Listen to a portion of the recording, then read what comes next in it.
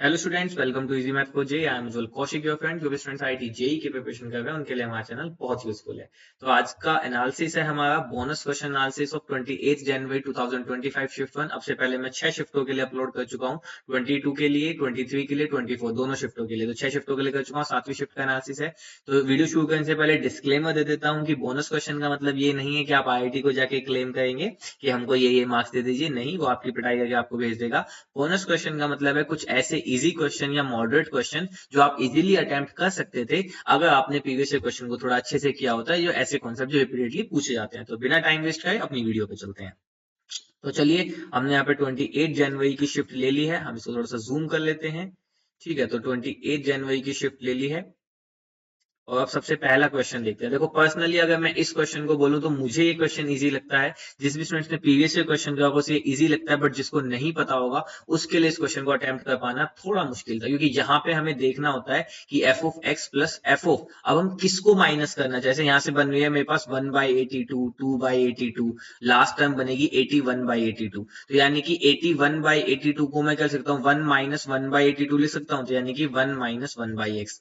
इस कॉन्सेप्ट को हम यहाँ पे यूज करके चलते हैं। अगर आपने ये कॉन्सेप्ट नहीं देखा, बहुत इंपॉर्टेंट क्वेश्चन है, रिपीटेडली आस्क वाले सेक्शन में ही मैंने इसको डाला है, तो प्लीज इस कॉन्सेप्ट को समझ लीजिएगा। बहुत इंपॉर्टेंट, बहुत इजी कॉन्सेप्ट है, बट मैंने इसको इजी में नहीं डाला। जब तक आपने इससे क्वेश्चन नहीं किया होगा आप एग्जाम में ये चीज नहीं कैच कर पाएंगे कि आपको एफ ऑफ 1 माइनस एक्स लेना है, कई बार 2 माइनस एक्स लेना होता है, कई बार 4 माइनस एक्स लेना होता है।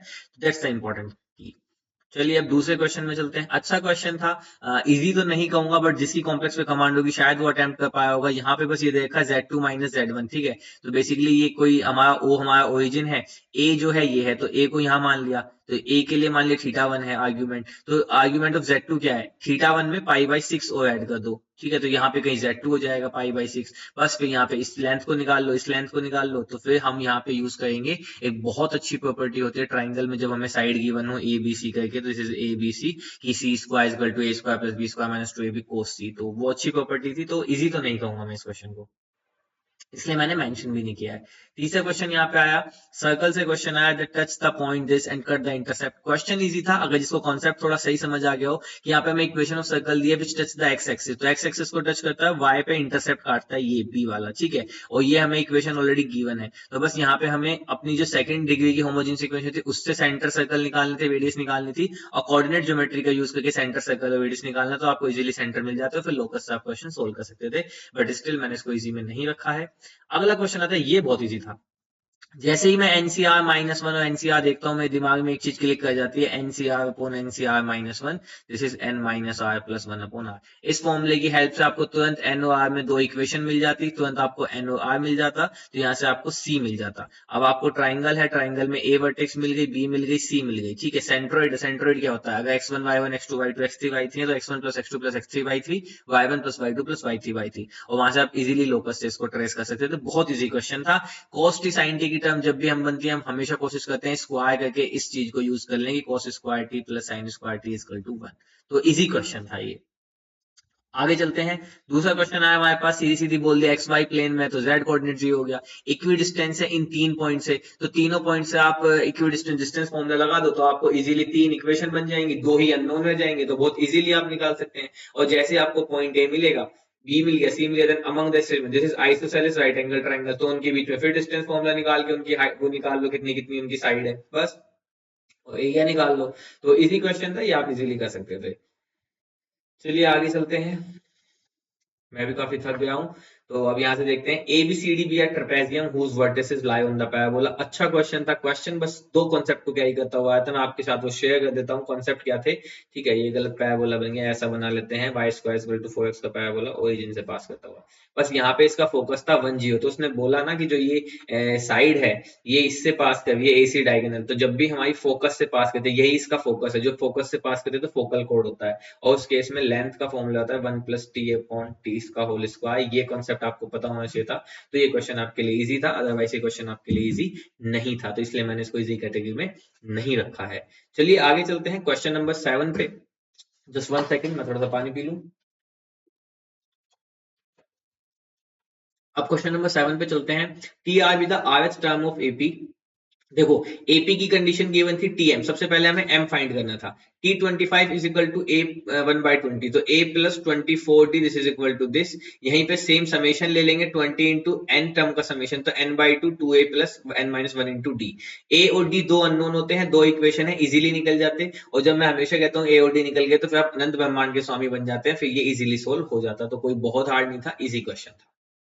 बस शायद यहाँ पे एन मेरे हिसाब से एम कुछ ऐसा आएगा 20 to 40, तो पहली 20 टर्म्स को या 19 टर्म्स को ऐड करना होगा, लास्ट में सब्ट्रैक्ट करके आप इजीली एन टर्म्स के फॉर्मूले से इसको सोल्व कर सकते थे। Not a complicated question.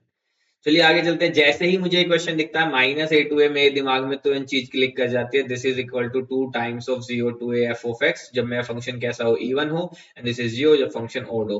मैं इसको इवन नॉट चेक करने की कोशिश करता हूँ, ना तो ये इवन निकलता ना ऑड निकलता, तो तुरंत मेरे दिमाग में हिट हो जाता है कि फिर हम इसको कैसे ओपन करेंगे। हम इसको ओपन करेंगे 0 से a f of x plus f of -x से। जैसे आप कहेंगे तो 1/x से 96 सब कट जाएगा, सिर्फ ये बच जाएगा x square cos square x, और 0 से π/2 में उसको इंटीग्रेट करना कोई बहुत बड़ी बात नहीं है, बहुत इजीली आप उसको इंटीग्रेट कर सकते थे। तो इजी क्वेश्चन था, इसलिए हमने इसको इजी कैटेगरी में रखा है। आगे चलते हैं। फ्लेक्सिव सिमेट्रिक ट्रांजिशन, इक्विवेलेंस से क्वेश्चन आया। जब कभी क्वेश्चन में बोलते हैं कितने एलिमेंट ऐड किए जाएंगे इक्विवेलेंस बन जाए, तो वो क्वेश्चन थोड़ा थोड़ा टफ होता है, क्योंकि वहां पे ना केसेस आ जाते हैं। जब भी केसेस आते हैं तो पर्सनली मुझे वो क्वेश्चन टफ लगता है कि आपने एक केस मिस किया, आपका क्वेश्चन गया। ये तो बहुत ईजी था यार, देखो ना, X Y belongs to Z गया, दिस इज इवन हो, तो हाई a, टाइप का एलिमेंट बिलोंग करोगे, a प्लस a क्या होता है 2a, इवन है। अब अगर x प्लस वाई इवन है, यानी कि एक्स वाई बिलोंग कर रहा है, तो वाई एक्स भी बिलोंग कर जाएगा, क्योंकि y प्लस एक्स भी इवन होगा। इसी तरह ट्रांजिटिव भी हो जाएगा। तो बहुत ईजी क्वेश्चन था, विद इन सेकंड होने वाला क्वेश्चन था। आगे चलते हैं। पर्सनली मैं, जिसने प्रीवियस क्वेश्चन करे होंगे या जिसने मेरी वीडियोस देखी होंगी, उसे क्वेश्चन सच में इजी लगा होगा। मैं कोई एग्जैगरेट नहीं कर रहा हूँ, आप देखिएगा बहुत अच्छे से। मैं हमेशा ग्राफ को प्लॉट करना बताता हूँ, बहुत इजी था कि -1 है, -1 से पहले कुछ ऐसी लाइन है, फिर -1 से 2 के बीच कुछ ऐसी लाइन है, फिर उसके बाद कोई कर्व है, बस देख लो, यहाँ पे मिनिमम मिल रहा है, यहाँ पे मिनिमम मिल रहा है, इनकी वैल्यू निकल रही है, निकल जाता। बट स्टिल कर्व की बात थी तो इसको इजी में नहीं रख सकते, क्योंकि हर किसी को थोड़ा कॉम्प्लिकेटेड लग जाता है कर्व को ड्रॉ करना। ठीक है, यहाँ पे आया, यहाँ पे सिंपल कर्व था, इसलिए मैंने इसको सिंपल में रखा है। सबसे पहले दे दिया mod X is between less than equal to 3, यानी कि -3 से 3 की बात करनी है। उसके बाद इस वाले कर्व को ड्रॉ कर लेंगे, वाई एक्सिस आ जाएगी एक, तो ये एक्स एक्सिस आ जाएगी। ठीक है, दूसरा मॉड ऑफ 2x प्लस 1, तो मॉड x ये होता है, तो x जी 0, तो ये यहाँ पे शिफ्ट हो जाएगा, और इसी तरह से ये एक पैराबोला बन जाएगा यहीं से। ठीक है, तो ये हमारा विजिन आ जाएगा, इसको हम इजीली सोल्व कर देते हैं। तो अच्छा क्वेश्चन था, इजी क्वेश्चन था। आगे चलते हैं। आपसे पहले मैंने इसको मोस्टली आस्क क्वेश्चन वाली सीरीज में भी रखा है, देखो फिर से क्वेश्चन आ गया। ठीक है, मैंने इसलिए कहा था कि जब आगे क्वेश्चन आते रहेंगे तो मैं आपको बताता रहूंगा, देखते ही पता चलता है। लेबनीज से क्वेश्चन आया है, लेबनीज रूल यूज करना है। ax bx की फॉर्म में हमें लिमिट गिवन है इंटीग्रेशन के अंदर, फंक्शन ऑफ t गिवन है, और t के रेस्पेक्ट में हम इंटीग्रेट कर रहे हैं, और हमें इसका डिफरेंशिएशन करना होता है, बस और कुछ नहीं होता। डिफरेंशिएट करते आपको f डैश x मिल जाता, आप इजीली इसको सोल्व कर देते। ठीक है, सेपरेट हो जाता है, वेरिएबल सेपरेबल हो गया, इजीली सोल्व हो जाता। तो बहुत इजी क्वेश्चन था। चलिए आगे चलते हैं। 5 digit number, again question easy था, बट केसेस बनाने वाला क्वेश्चन आया था, तो मैं पर्सनली इसको इजी कैटेगरी में नहीं रखता हूँ, क्योंकि केसेस बहुत इंपॉर्टेंट होते हैं। एग्जाम प्रेशर में केसेस बनाना, देखो एक तो होता है अपने आप घर बैठ के इजीली सोच रहे हो बिना किसी टाइम रिस्ट्रिक्शन के, तो शायद आप सारे केसेस कंसीडर कर लो, बट उस एग्जाम प्रेशर में विद इन टाइम लिमिट आप जल्दी जल्दी केस सोचने में एक केस मिस हुआ, बूम, क्वेश्चन गलत। ठीक है, तो यहाँ पे चलते हैं। एन हमें सीक्वेंस गिवन थी, ये गिवन थी। अच्छा देखो, यहाँ से मुझे देख के ही पता लगा था कि मैं इसको टेलीस्कोपिक बना सकता हूँ। an+2 an+1, तो 2 वाली इधर ले आओ, 3 वाली इधर रख लो। बट 2 बार टेलीस्कोपिक लगता तो शायद मेरे को लगा कहीं ना कहीं कैलकुलेशन मिस्टेक हो सकती है, कॉम्प्लिकेटेड लग सकता है, तो मैंने इसको इजी कैटेगरी में नहीं रखा है। शायद ऐसा हो सकता है जिसको अच्छी कमांड हो वो इसको इजी मान ले, वो मेरी बात से असहमति दिखाए तो असहमति ना दिखाए, बस आप मान लीजिए कि सर ने, भैया ने जो ये किया है बहुत इजी तरीके से, मतलब सभी के लिए एक जनरलाइज करने के लिए किया है, और हर एक स्टूडेंट का डिफिकल्टी लेवल डिफरेंट होता है। चलिए आगे चलते हैं। क्वेश्चन अच्छा था।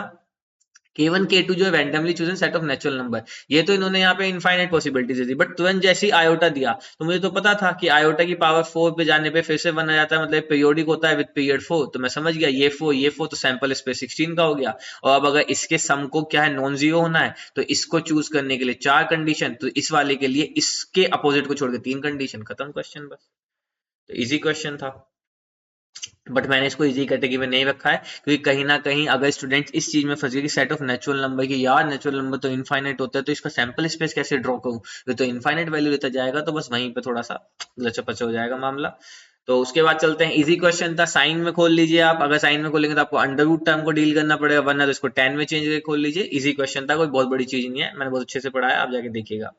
आगे चलते हैं, ये क्वेश्चन इजी कह सकते हैं, जिसने इससे की प्रैक्टिस की हो उसके लिए शायद, क्योंकि यहाँ पे हमें पता होता है कि सबसे पहले हमें कुछ कंडीशंस बनाने, जैसे मैं एक्स और वाई को 0 पुट करूँ तो मुझे एफ ऑफ 0 की वैल्यू मिल जाएगी, एक कंडीशन में Y is equal to minus X put करूँ तो मुझे यहाँ से कुछ मिल जाएगा, ऐसे ऐसे करके हम एफ एक्स को फाइंड करने की कोशिश करते हैं।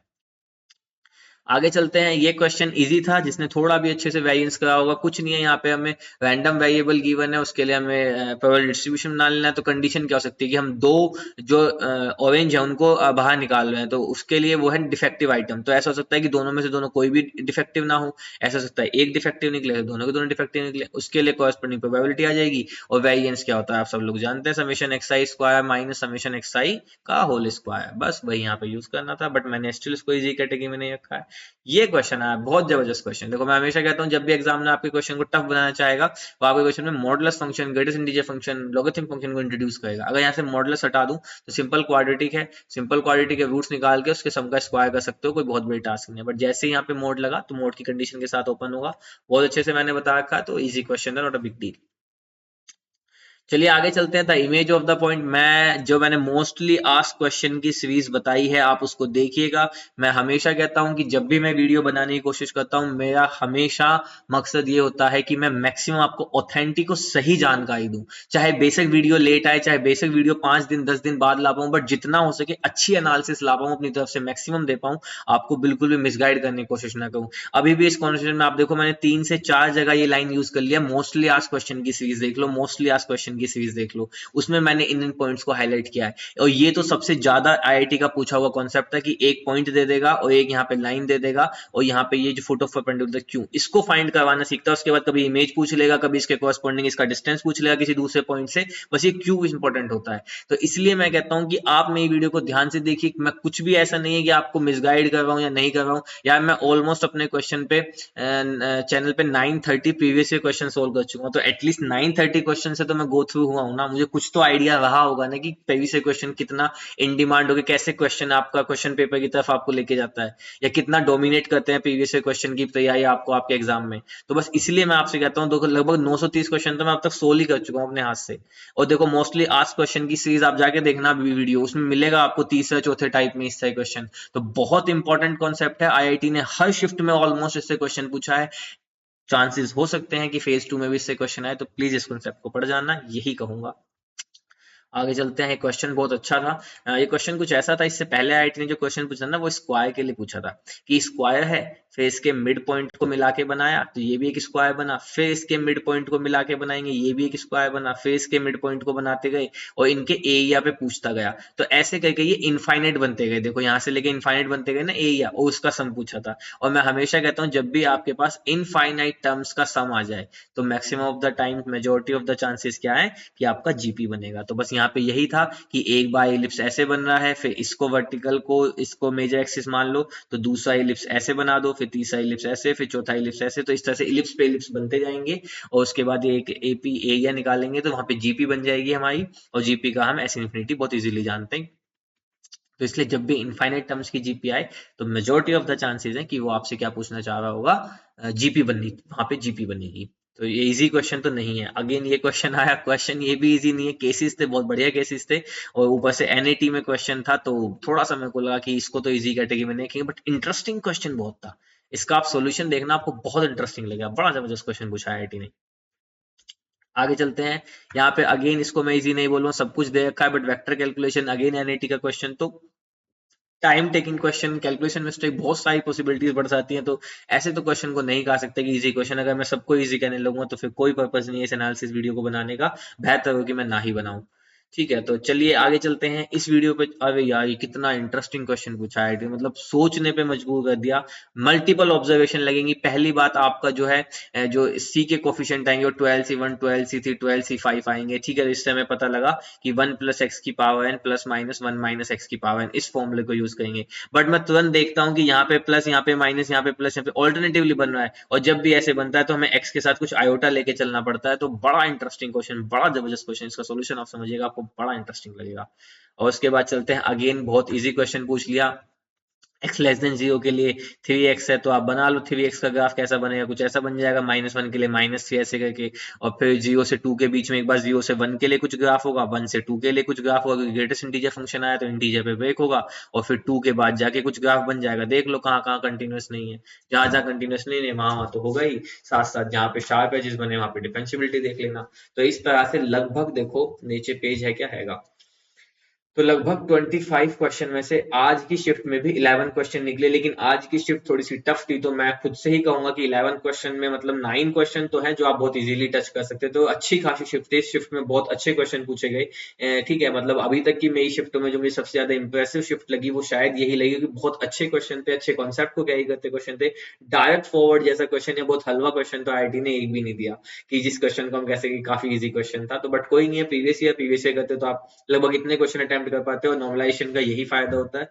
तो आई होप आज की एनालिसिस आपके लिए यूजफुल रही होगी। तो इसी तरह से एनालिसिस करते पढ़ते, एग्जाम बहुत करीब है, तो all the best, thank you very much, be happy.